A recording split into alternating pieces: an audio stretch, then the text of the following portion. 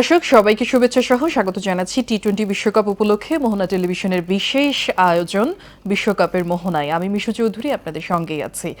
আপনারা জানেন যে এই অনুষ্ঠানে আমরা সবসময় চেষ্টা করি একজন ক্রিকেটারের কথা শুনতে এবং তার বিশ্লেষণ শুনতে, কিন্তু আজকের পর্বটি একটু ডিফারেন্ট। যার সাথে আমরা আসলে কথা বলবো আজকে, বা যাকে এই মুহূর্তে যিনি উপস্থিত আছেন তাকে আপনারা সকলেই চেনেন। কারণটা হচ্ছে যে তিনি সোশ্যাল মিডিয়াতে এত বেশি অ্যাক্টিভ এবং তিনি যা বলেন সেগুলো মানুষ আসলে লুফে নেয়। বিশেষ করে আমি তার ভীষণ ফ্যান। আজকে তার কাছ থেকে শুনতে চাই, এই যে তিনি 20 দিনের সফর করে এসেছেন ইউএসএ থেকে, বাংলাদেশকে একেবারে কাছে থেকে দেখেছেন, অনেক প্লেয়ারের সাথে কথা বলেছেন, তিনি কেমন ছিল সেই যাত্রা সেটি আসলে শুনতে চাই। আমাদের সবার ভীষণ পছন্দের আমাদের সিনিয়র সংবাদ উপস্থাপক ফারাবী হাফিজ, আপনাকে স্বাগত জানাচ্ছি। অনেক ধন্যবাদ। এবং যা যা বললেন আমার জন্য একটু বেশি একটু বিব্রতকর।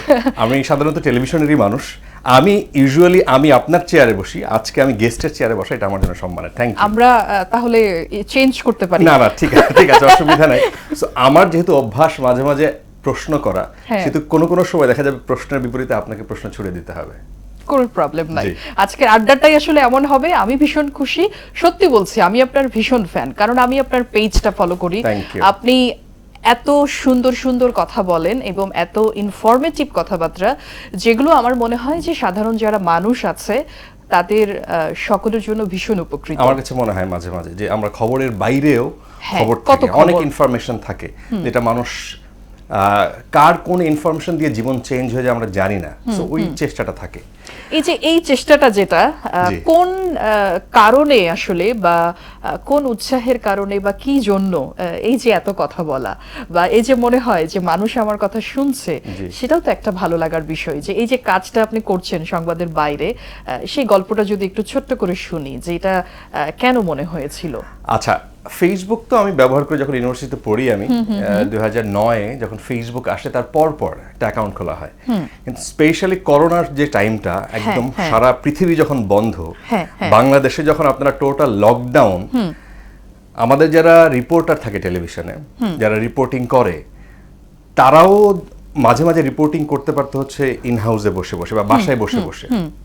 দুজনের ইন্টারভিউ করলো, ধরেন ক্রিকেট নিয়ে আপনার একটা ইন্টারভিউ করলো, একজন প্লেয়ারের একটা ইন্টারভিউ করলো, প্লেয়ারও বাসায় বসা, আপনিও বাসায় বসা, ওটা জোড়া দিয়ে একটা রিপোর্ট হয়ে যায় টেলিভিশনে। কিন্তু যিনি প্রেজেন্টার, তাকে আসতে হয় সশরীরে, আদারওয়াইজ এই যে লাইট, এই সেট, এটা উপস্থাপন করা অসম্ভব হয়ে যায়।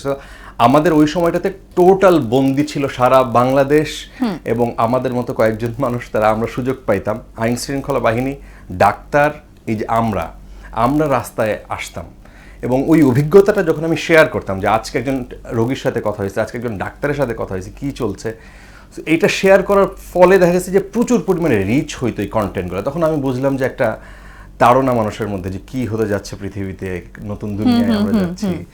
সো তখন থেকে আমি যে বলা শুরু করছি, আমি আর থামি নাই। এক্স্যাক্টলি, এবং এই বলাটা থাকুক, সেই বলাটাই আজকে আমরা শুনবো। যে এই যে আপনি সফর করে এসেছেন ইউএসএ থেকে, সাধারণত আমাদের সবার আসলে সেই ভাগ্য নেই, বা খেলা দেখার একটা ভাগ্য লাগে, এটা আমি বিশ্বাস করি। কারণ অনেকে চেয়েও আসলে দেখতে পারেনি, যেতে পারেনি, বা পৌঁছে গেছে, তারপরও খেলার জায়গাটাতে একেবারে স্টেডিয়াম পর্যন্ত যেতে পারেনি। আমি নিজেই কয়েকজনকে দেখেছি যে স্টেডিয়ামে যে বাইরে দাঁড়িয়ে আছে, আমাকে একজন বলছে, পাকিস্তানি এক দর্শক, যে তুমি সাংবাদিক। আমি বললাম যে তুমি কিভাবে আমাকে বুঝলা? তো সে বুঝতে পারছে যে আমি কোনো না কোনোভাবে মিডিয়ার সাথে যুক্ত, আদারওয়াইজ আমি এইভাবে রেডি হয়ে কথা বলি না। তো সে আমাকে বারবার বলছে যে তুমি আমাকে কোনোভাবে ম্যানেজ করে দিতে পারবে কিনা টিকিট। সে $4000 খরচ করে পর্যন্ত আসছে। আচ্ছা, সে শিকাগো থেকে আসছে নিউ ইয়র্কে খেলা দেখার জন্য, ইন্ডিয়া পাকিস্তান ম্যাচ। সে খেলা দেখতে পারে নাই। ইন্ডিয়ান এক ভদ্রলোক, সেও এরকম $4000 খরচ করে আসছে। সে টিকিট কেটে আসছে, যে টিকিট কেটে আসছে সেটা নাকি ফ্রড। আচ্ছা, আমেরিকার মতো জায়গায়।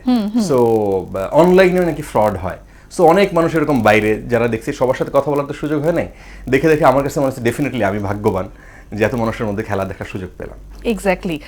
ওখানে কয়টা ম্যাচ বাংলাদেশের দেখেছিলেন? বাংলাদেশের স্পেশালি ডালাসে যেটা এবং নিউ ইয়র্কে যেটা, নাসাউ কাউন্টিতে, সেইখানে ফিজিক্যালি উপস্থিত ছিলাম। আমি আপনার একটা ভিডিও দেখছিলাম, আই হোপ যে আপনি নাসা কাউন্টি স্টেডিয়াম নিয়ে বলছিলেন যে এই স্টেডিয়ামটাতে অস্ট্রেলিয়ার পিচ বসানো আছে, আমরা চলুন দর্শক সেই স্টেডিয়ামের দিকে একটু এগিয়ে যাই।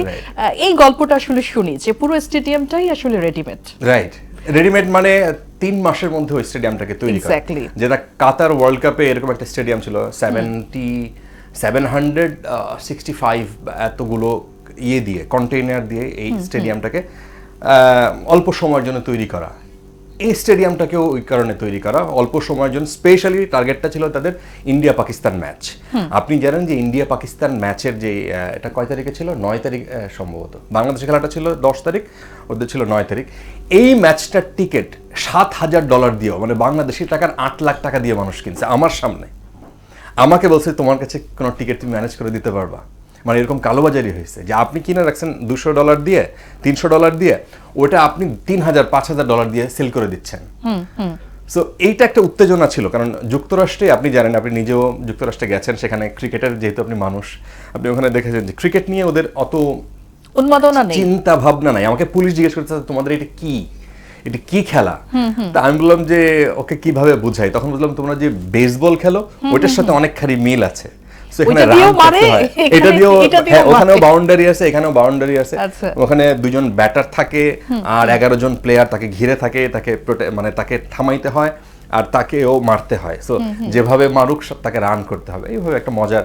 সো আমার কাছে যুক্তরাষ্ট্রের এই ট্রিপটা আমার কাছে মনে হয়েছে যে অনেক কিছু শেখার ছিল।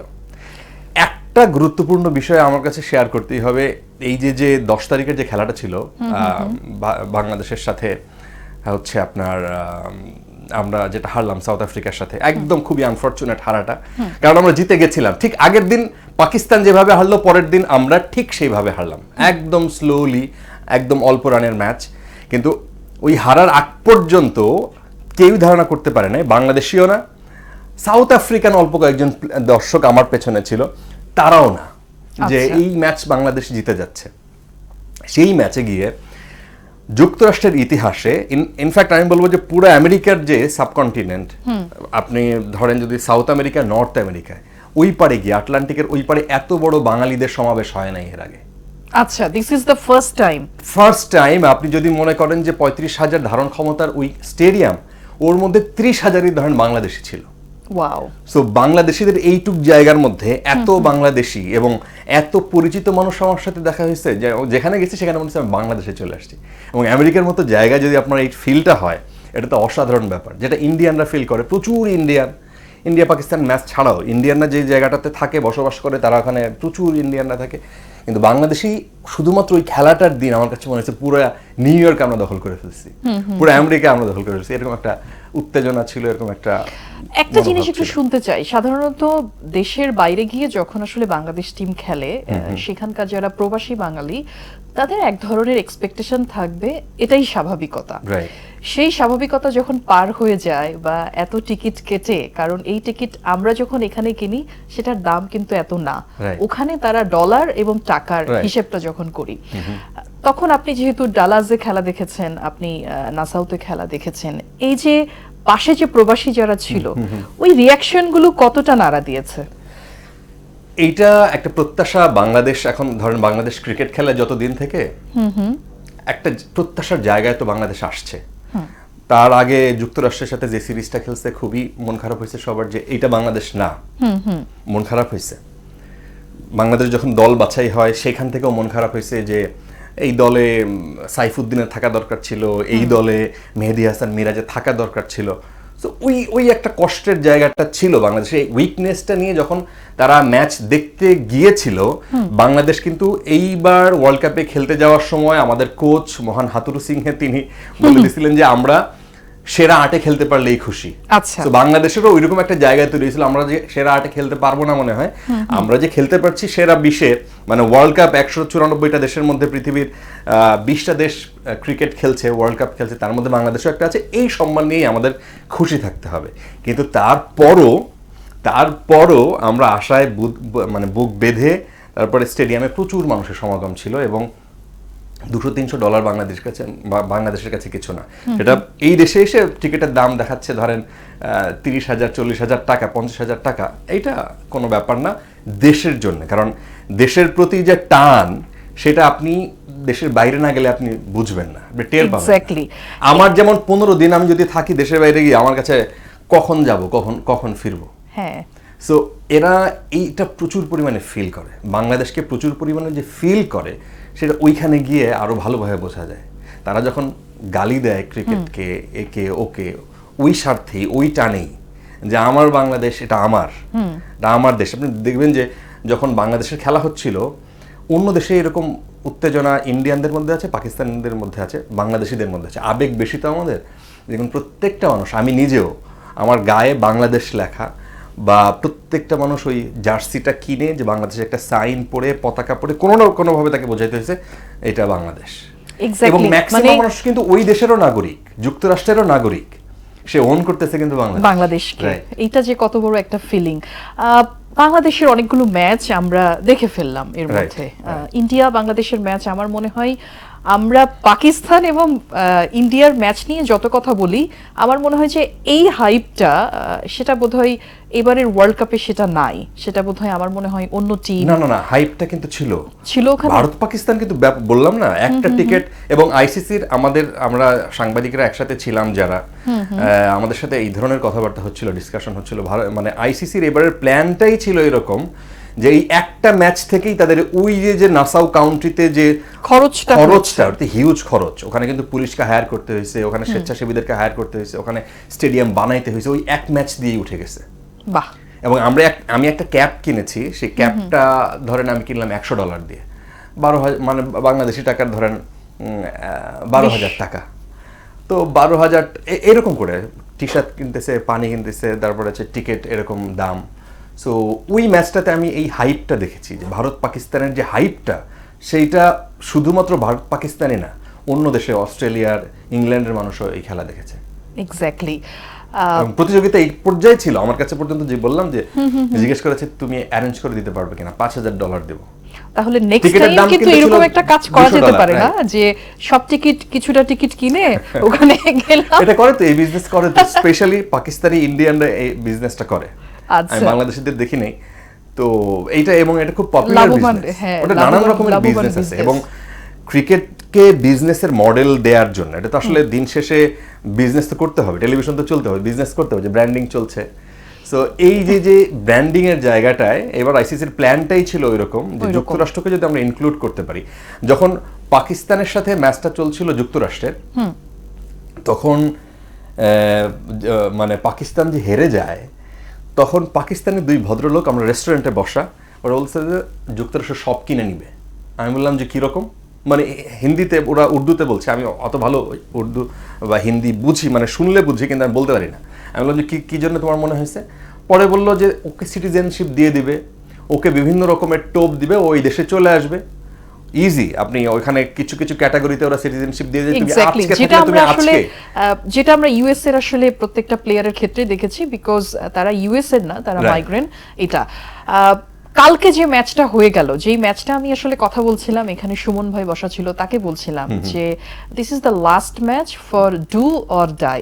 এবং আজকের ম্যাচে 3টা অপশন তাকে বলেছিলাম, যে শরীফুল খেলছে কিনা, এটা একটা জিজ্ঞেস করেছিলাম, খেললে আসলে কার বোতলে খেলবে, আর যদি সেখান থেকে তাসকিনকে নামাই, তাসকিনের ক্যালকুলেশনটা কি হবে, এগুলো কথা বলছিলাম।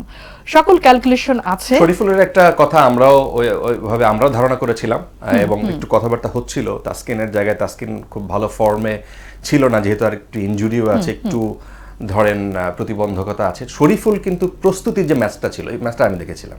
আচ্ছা, প্রস্তুতি ম্যাচ ভারত বাংলাদেশের খেলা শুরুর আগে তো ওই ম্যাচে শরীফুল ওই যে হাতে আঘাত পায়, এবং যার ব্যাটিং এ আঘাত পায় সেই ব্যাটসম্যান, আমি বলছি হার্দিক পান্ডিয়া, সেই প্লেয়ার অফ দ্য ম্যাচ গতকালকের ম্যাচে দুর্দান্ত তিনি খেলেছেন, 50 হাঁকিয়েছেন। এবং এই যে গতকালকের ম্যাচ, আমার মনে হয় যে আমরা সকলেই আসলে দেখেছি যে একটা বাঁচা মরার লড়াই।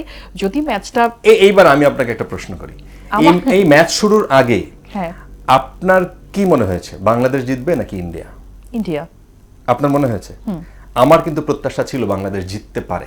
দেখেন আমি বলি, আমরা যদি ওই যে স্বপ্ন প্রত্যাশা এগুলো যদি বলেন, এগুলোতে তো মনে প্রাণে বাঙালি হিসেবে দেখেন অনেক কিন্তু যদি মানুষ ক্যালকুলেশন আপনি করেন, যদি ক্যালকুলেশনের জায়গাতে যান, আপনি বাংলাদেশের খেলাও দেখেছেন, আপনি ইন্ডিয়ার খেলাও দেখেছেন, টপ অর্ডার থেকে শুরু করে আপনি 11 জনের যদি ক্যালকুলেশন করেন, ওই অঙ্কটা আপনার আসলে মিলাতে হবে না। ওই অঙ্ক যদি আপনি মেলান, আপনি বাংলাদেশের টপ অর্ডার যারা কেউই ধারাবাহিকভাবে ভালো করতে পারে নাই, ইন্ডিয়ানদেরও কিন্তু একই অবস্থা, একই ইন্ডিয়ান ব্যাটারদেরও কিন্তু একই অবস্থা। কেউ কোনো একদিন ভালো খেলছে, রোহিত কোনো একদিন ভালো খেলছে, বিরাট কালকে প্রথম দিন ভালো খেলেছে, তো হার্দিক পান্ডিয়া একদিন ভালো খেলেছে, এইরকম মানে কে ভালো খেলছে, ঋষভ পন্থ একদিন ভালো খেলেছে। সো ধারাবাহিকভাবে আপনি কারো উপরে বিশ্বাস বা আস্থা রাখার মতো, বাংলাদেশের অবস্থাও তাই। কিন্তু আমি যেই কারণে প্রত্যাশাটা রেখেছিলাম, এবং আমি ফেসবুকে যখন এটা লিখলাম, আমার 1-2-3 হাজার কমেন্ট যে বাংলাদেশ আজকে জিতবে, 2-3 হাজার কমেন্টের মধ্যে আমার ধারণা যে অ্যাটলিস্ট 30%-এর মনের আশা যে বাংলাদেশ আজকে জিততে পারে এই জন্য যে আপনি বললেন যে জিততে পারে কেন, সেটা একটা ছোট্ট ব্রেক নিয়ে শুনতে চাই। সেই পর্যন্ত আমার মনে হয় দর্শকরা একটু অপেক্ষা করুক। প্রিয় দর্শক, ছোট্ট একটা বিরতিতে যাচ্ছি, সঙ্গেই থাকুন। আরো একবার স্বাগত জানাচ্ছি আপনাদের সকলকে। যেটি আসলে ফারাবি আমরা কথা বলছিলাম যে কেন মনে হয়েছে বাংলাদেশ জিতবে। কালকে মনে হওয়ার অনেক যুক্তি আছে। আপনি যদি লাস্ট 5 বছর 5-7 বছর আপনি ইন্ডিয়ার সাথে বাংলাদেশের খেলাটা দেখেন, প্রত্যেকটা ম্যাচে আমি দেখেছি ক্লোজলি একটা উত্তেজনা তৈরি করে ভারতের সাথে। কিন্তু লিটারেলি কালকে ওই যে আপনি বা আমাদের মতো কিছু মানুষ তারা প্রত্যাশা রেখেছিল যে বাংলাদেশ আজকে জিততে পারে, যেহেতু ডু অর ডাই, টিকে থাকতে হলে ওয়ার্ল্ড কাপে এটা জিততে হবে বাংলাদেশকে। কিন্তু প্লেয়ারদেরকে দেখে আমার কাছে মনে হয়নি শুরু থেকেই। আপনি যদি অধিনায়কের কথা বলেন, টস জিতে তিনি যেই ফিল্ডিং এর সিদ্ধান্তটা নিলেন, ভারতকে ব্যাটিং এ পাঠালো, ভারত এই মুহূর্তে পৃথিবীর তার র্যাঙ্কিং এ নাম্বার 1 আছে এখনো স্টিল, তাদের ব্যাটিং লাইন আপের কারণে। আইপিএল হয়ে গেল, যে আগ্রাসী, যদিও আমরা সেটা দেখি নাই, তো সেই ভারতকে ওই মাঠে এর আগে যে 2টা ম্যাচ হয়েছে, 2টা ম্যাচেই আপনি দেখবেন ক্লোজ 200, এবং যারা আগে ব্যাট করছে তারাই জিতলো। সো বাংলাদেশের কালকে এই ধরনের একটা সিদ্ধান্ত, আমি জানি না, সাকিব আল হাসান পরে অবশ্য বলেছে যে আমি জানি না ক্যাপ্টেন কিভাবে সিদ্ধান্ত নিল। তো ক্যাপ্টেনের সিদ্ধান্তের সাথে সিনিয়র প্লেয়ারদের সাথে হয়তো কোনো পরামর্শ ছিল না, হয়তো ক্যাপ্টেন কোচ দুইজন মিলেই ডিসিশন দিয়ে দিয়েছে যে তারা আগে বোলিং করবে। আগে বোলিংয়ে যেটা বলা ছিল, মানে শান্ত যেটা শুরুতেই বলল প্রেসের সামনে, যে আমি ভারতকে 150 থেকে 160-এর মধ্যে যদি আমরা আটকে ফেলতে পারি, ম্যাচ আমরা বের করে ফেলতে পারবো। সো সেই প্রত্যাশা নিয়েই আমি ফিল্ডিং দিলাম। এবং তারপরেই রোহিতকে যখন জিজ্ঞেস করছে, সে বলল যে আমার প্ল্যান ছিল যদি আমি টসে জিততাম তাহলে আমি ব্যাটিংয়ে আগে নিতাম। তার মানে ওদের প্ল্যানটা এক্সিকিউট হয়ে গেছে। বাংলাদেশের প্লেয়াররা এরপরে যখন নামলো, এবং রোহিত প্রথম বলে, আপনি বাউন্ডারি থেকে যদি আপনি খেয়াল করেন, প্রথম বল থেকে ওরা আগ্রাসী ছিল। এবং ভারতে আমার কাছে বাংলাদেশের প্লেয়ারদের বডি ল্যাঙ্গুয়েজ দেখে মনে হয়েছে যে আমরা প্রত্যাশা রাখলেও তারা মনে করছে যে আমরা একটা সম্মানজনক হারি, এইটুকু প্রত্যাশা হয়তো তারা নিয়ে মাঠে নেমেছে। আমি শুধু যদি 2টা পয়েন্টের কথা বলি, আপনার যে নবম ওভারে সম্ভবত, নবম ওভারে এটা হচ্ছে তানজিম সাকিব, ওর যে 2টা, বিরাট কোহলি, এবং এক পরের বলে হচ্ছে 6 মারল সূর্য কুমার, এবং তারপরে বলে সূর্য কুমারকে আবার আউট করা। এই যে মোমেন্টামটা আমার কাছে ওই জায়গাটায় মনে হয়েছে দেখার মতো একটা দৃশ্য বাংলাদেশের জন্য তৈরি হয়েছিল। বাংলাদেশের মানুষ আমরা যদি একটু আনন্দ পেয়ে থাকি ওই সময়টাতে, এবং লাস্টে ব্যাটিংয়ে গিয়ে ওই যে রিশাদ হোসেনের আপনার 10 বলে যে 24 রান, এই জিনিসটা আমাদেরকে কিছুটা আনন্দ দিয়েছিল। বাকি পুরো ম্যাচের আমার কাছে বডি ল্যাঙ্গুয়েজ দেখে মনে হয়েছে প্লেয়াররাই আসলে চায় নাই যে এই ইন্ডিয়ার সামনে বাংলাদেশ জিতবে, কিন্তু প্রত্যাশাটা কিন্তু ছিল। সবচেয়ে বড় বিষয় হচ্ছে যে যদিও বাংলাদেশ কালকে হেরে গেছে, ব্যাটিং দিয়েছে, ব্যাটিং নিলে সেটা রান রেটটা আরো বাংলাদেশের পক্ষে হয়তোবা সেটি থাকতো। তবে এখনো একটা সুযোগ আছে, যেহেতু আফগানিস্তানের কাছে অস্ট্রেলিয়া হেরেছে, সেই আফগানিস্তানের সাথে বাংলাদেশের লাস্ট ম্যাচ আগামীকাল, এবং হোপফুলি এই ম্যাচে বাংলাদেশ যদি জিতে যায় তাহলে সেমিফাইনালের একটা সমীকরণ অনেকটাই আসলে আসবে। সেখানে অনেক ম্যাচ আছে, আমরা প্রত্যাশা রাখতেই পারি। আমাদের তো সবসময় আসলে আমাদের ব্যাপারটা হয়ে গেছে কি, বাংলাদেশে সবসময় জোড়া তালি দিয়ে প্লাস মাইনাস খুব ভালোভাবে আপনার এই গণিতটা শিখতে হবে, পাটিগণিতটা। তারপরে আপনাকে বাংলাদেশকে একটা জায়গায় মনে এক জায়গায় যে হ্যাঁ বাংলাদেশ জিতলেও জিততে পারে। সো ওই আশা এখনো মানে আছে যেহেতু কালকে এরকম একটা ম্যাচ জিতেছে, আপনি যদি আফগানিস্তানের খেলাটা দেখেন, আপনি আফগানিস্তানের ফ্যান হইতে বাধ্য নতুন করে। দেখেন, আফগানরা বাংলাদেশের চাইতে পরে ক্রিকেট খেলা শুরু করেছে। আফগানরা, আমি জানি না, আপনারা ক্রিকেটের সাথে যেহেতু এত ঘনিষ্ঠভাবে জড়িত, আপনারা বলতে পারবেন যে সেটা আমার কাছে একটা মনে হয়েছে যে বাংলাদেশিদের হয়তো বডি ফিটনেসের কারণে আমরা একটু পিছিয়ে গেছি। নাইলে ইউএস এর মতো দেশ তারা এত ভালো করতেছে, সেই নেদারল্যান্ডসের মতো দেশ তারাও এসে এত ভালো করতেছে, আমার কাছে মনে হয় কি যে ফিটনেস আমরা কিন্তু দেখেছি ওয়ার্ল্ড কাপে যাবার আগে বঙ্গবন্ধু স্টেডিয়ামে তাদেরকে কিন্তু দেখেছি যে ফিটনেসের উপর খুব দারুণভাবে তারা কাজ করছে, ফিটনেস তাদের বেড়েছে। তবে ফিটনেস এবং মানসিকতা, এই মেন্টালিটি ফিজিক্যালি দুটো আসলে খুবই ডিফারেন্ট, যে ওইটাকে আমি আসলে পোষণ করছি কিভাবে এবং সেটাকে আমি স্প্রেড আউট করছি কিভাবে, দেখাচ্ছি কিভাবে। এক্স্যাক্টলি, আপনি অস্ট্রেলিয়ার সাথে কালকে ম্যাচে এক্স্যাক্টলি, যে কালকে যদি আমরা অস্ট্রেলিয়ার সাথে আফগানিস্তানের কথা বলি, যে সেখানে তাদের বডি ল্যাঙ্গুয়েজই কিন্তু বলে দিয়েছে যে আসলে কি হবে। আমরা যদি একটু ইংল্যান্ড এবং ইউএস এর প্রসঙ্গে আসি, যে এই ম্যাচটা আসলে অনেক বেশি গুরুত্বপূর্ণ ম্যাচ। ইউএসএ সুপার 8-এ আসলে এখন পর্যন্ত কোনো ম্যাচ জেতেনি, কিন্তু ইংল্যান্ড আসলে জিতেছে এবং রান রেটেও তারা আসলে উপরে আছে, অর্থাৎ সুপার 8 থেকে সামনে যাবার পসিবিলিটি অনেকটাই বেশি। এই ম্যাচটা ইংল্যান্ডের জন্য অনেক বেশি গুরুত্বপূর্ণ, এখানে আসলে রান করতে হবে, একই সাথে ব্যাটিংটা আগে নিতে হবে। ইউএসকে তো দেখেছেনই যে এত সুপার ডুপার তারা আসলে ক্রিকেট খেলেছে, যেটা সবাই বলছে যে তারা আসলে পেশা হিসেবে তাদের কিন্তু কাজটা ভিন্ন, তারা আসলে প্যাশন থেকে তারা আসলে খেলছে। ইংল্যান্ড দল যারা আছেন তাদের খেলা দেখে আমরা মুগ্ধ, তাদের অনেক আগে থেকে আমি চিনি। এই দলটা থেকে সবচেয়ে ফেভারিট প্লেয়ার কারা আপনার? আমাকে যদি এইভাবে জিজ্ঞেস করেন, পছন্দ কাদের করেন? জস বাটলারকে আমি আমার পছন্দের তালিকায় আমি সবার উপরে রাখবো। তারপরে জনি বেয়ারস্ট্রো, ওর খেলা আমার কাছে অসাধারণ মনে হয়। আর হচ্ছে আমাদের মঈন আলীকেও আমার কাছে মনে হয় যে আমি খুব কাছ থেকে ইন্টারভিউ করেছিলাম আমি। আচ্ছা, সেই এক্সপেরিয়েন্সটা একটু শুনি। হ্যাঁ, রাইট। ওর সাথে কথা বলার পর আমার কাছে খুব ভালো মনে হয়েছে। মানে ওরা আবার কাইন্ড অফ, আপনি ইংল্যান্ড এবং আমেরিকাতে দেখবেন যে কেউ না কেউ ইন্ডিয়ান এবং বা পাকিস্তানি এই অঞ্চলের থাকে, সাউথ আফ্রিকাতে থাকে, কারণ এই সব দেশ মানে যুক্তরাষ্ট্রের যে যতগুলো প্লেয়ার দেখবেন যে সবাই অলমোস্ট বাইরে, সবাই বাইরের অন্য দেশ থেকে আসা। এবং যেই কারণে ওই একজন পাকিস্তানি বলছিলেন যে দেখবেন যে এদেরকে নিয়ে আসতেছে এই দেশে। আমি ভালো কথা, ওইখানে যাওয়ার পর আমার দেখা গেল কয়েকজন ক্রিকেটারের সাথে, আলামিনের সাথে দেখা হয়েছে, ক্রিকেটার, বাংলাদেশের ক্রিকেটার, আফতাবের সাথে দেখা হয়েছে। ওখানে যে ওরা ক্লাবের সাথে খেলছে, সেই ক্লাবে ওরা যেই ক্লাবগুলোতে খেলে, যেই লিগগুলো ওখানে হয়, এটা প্রতিনিয়ত এখনো সেই লিগগুলো আসলে হচ্ছে এবং অনেক ধরনের ইনভেস্টমেন্ট ওই দেশের সরকার ওদেরকে দিচ্ছে। এবং আমি আটলান্টা ওখানে গিয়েছিলাম, ওরা যে যত্ন নিয়ে ক্রিকেটার নতুন করে তৈরি করছে, বানাচ্ছে, আমাদের বাচ্চারা তো, আমরা এটা স্বপ্নের মতো, ওদের দেখেন ক্রিকেট নেশন না, বাট নতুন করে ওরা ওই প্রজন্ম তৈরি করছে ক্রিকেটের পেছনে, পাইপলাইনটা তৈরি করছে। আমরা তো যুক্তরাষ্ট্রের কথা আপনি বলছেন, ওয়ার্ম আপ ম্যাচও আসলে দেখেছেন, আপনার মন জিতে নিয়েছে কোন প্লেয়ার? এইখানে আপনি অ্যারন জোন্স, আমি একদম এক কথায়, আর আন্দ্রিস গুস, এই দুইটা প্লেয়ার, স্পেশালি অ্যারন জোন্স। আচ্ছা, মানে 92 ওটা কাদের সাথে খেলছিল? পাকিস্তানের সাথে। মানে অসাধারণ একটা ম্যাচ যে সে কিভাবে বের করে নিয়ে আসলো, এবং একটা প্লেয়ারের উপরে নির্ভর করে, এবং ওই দিন আর কেউ ওইভাবে ভালো করতে পারে নাই, গুস এবং অ্যারন জোন্সের ওই ইনিংসটা আমার মনে হয় যে খেলাটা দেখেছে তার চোখে লেগে থাকবে। আমি ক্রিকেট বোদ্ধা না, বাট ওইটা দেখার পরে আমার কাছে মনে হয় এই যুক্তরাষ্ট্র ক্রিকেট খেলে নাই কেন এতদিন।